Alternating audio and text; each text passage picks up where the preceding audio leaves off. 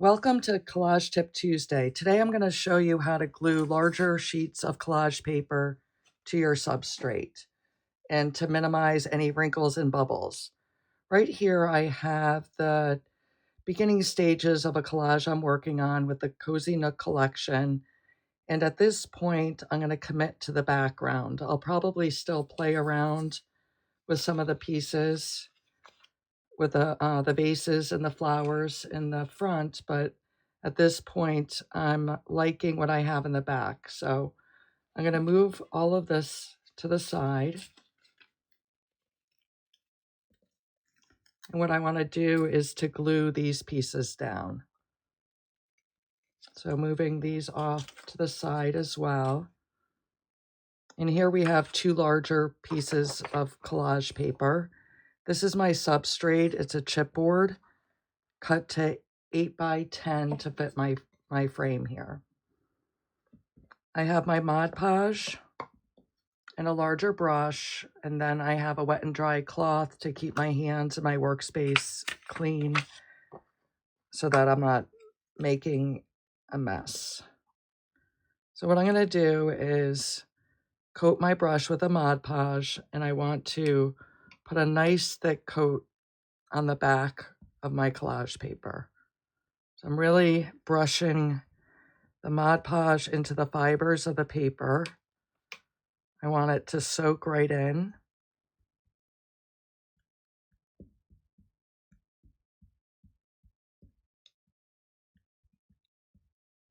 So brushing the entire back.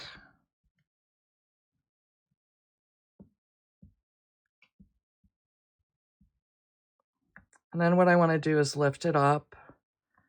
And what I want to see is that the paper is now curling. So it's nice and moist and wet and flexible. And then I'm going to go ahead and lay it down. So there's enough Mod Podge on there so that it's going to slip around. And then I'm just moving it to where I want it and pressing it down. Now I could take a tool if I want. This is a silicone wedge and press it down. But really, because the Mod Podge is already soaked in there, this step I don't feel like it's necessary. If you don't have a silicone wedge, you could use a credit card and press it down. Then I want to just clean up my workspace here.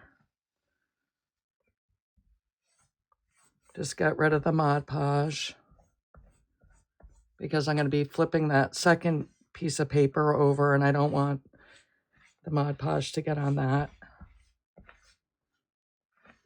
So doing the same thing with the second piece. I'm going to take my brush and really brush that Mod Podge in. So this, to me, is the trick, is to really get that Mod Podge into the fibers, making sure it soaks all the way in. If the coat's uneven, it's more likely going to wrinkle and bubble. Whoops. So that's not what I want, but I can brush that out. We'll see what happens. I had a moment where I wasn't paying attention. And let's see how this works. I think I'll be able to get that wrinkle I just made out. So let's test that. And I'm going to slide it.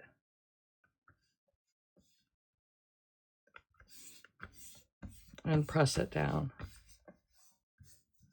And you can see, even though I bent up that paper as I was brushing it, it's still laying down flat.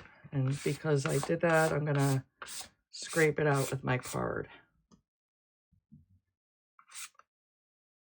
We're going to go ahead and let that dry. And then we'll put the other two pieces on there. All right, I'm back and this is dried, so I'm going to lift this up and we'll take a look. I'm going to tilt it so you can see there's no wrinkles or bubbles. So even though I had it all folded up as I was gluing it, it still came out nice and flat. So I'm going to put that down and I want to glue those last two pieces on because this is what I was thinking. I'm going to just put those back, take a peek.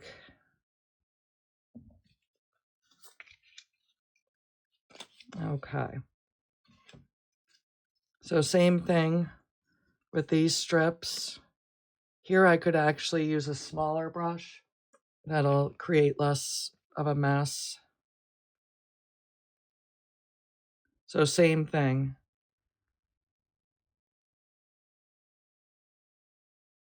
Just getting that Mod Podge brushed into the fibers. And lifting this up.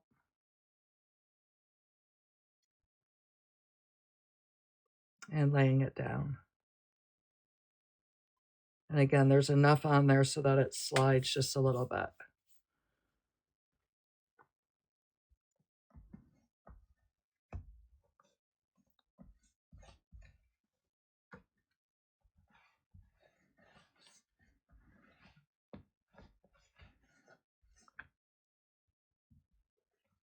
And then the last piece for the background, doing the same thing.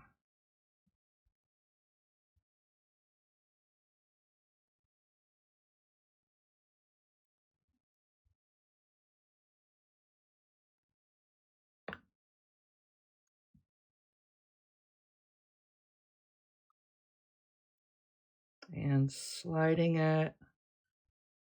I wanted it something like that. I could move it down if I want, up. Just kind of eyeing it, seeing how I want it, and then press it down.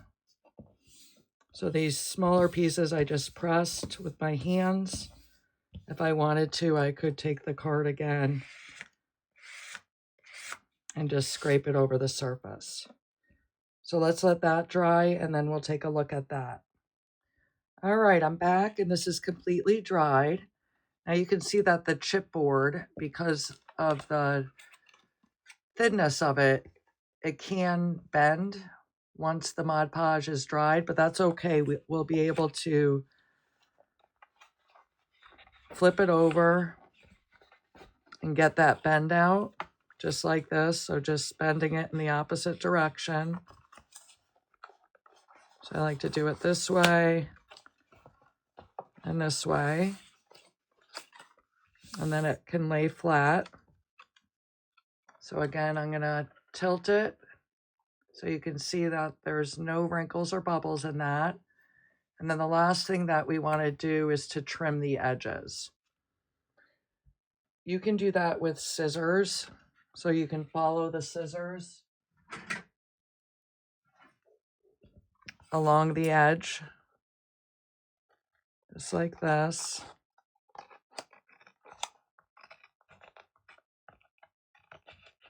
And that works. You know, this is going to be hidden by the frame anyhow, but that's a nice cut. The other thing I like to use, or what I actually prefer using, is this cutting mat and a rotary cutter. So what we'll do is just flip it over, and we want to press that rotary cutter right up against the edge so we can feel the edge.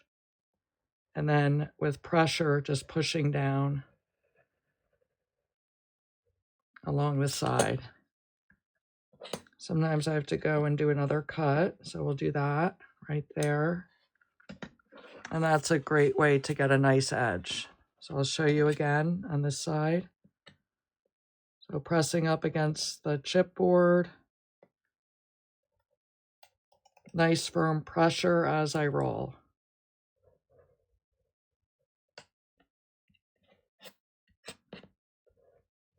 and the second cut.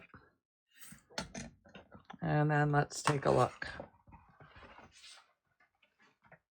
So there we have it. Larger pieces of paper glued down to our substrate without any wrinkles or bubbles. And let's take a look at it in the frame. So this is a really nice starting point for adding the flowers and the bases. Thank you for joining me today, and I look forward to seeing you in our next video.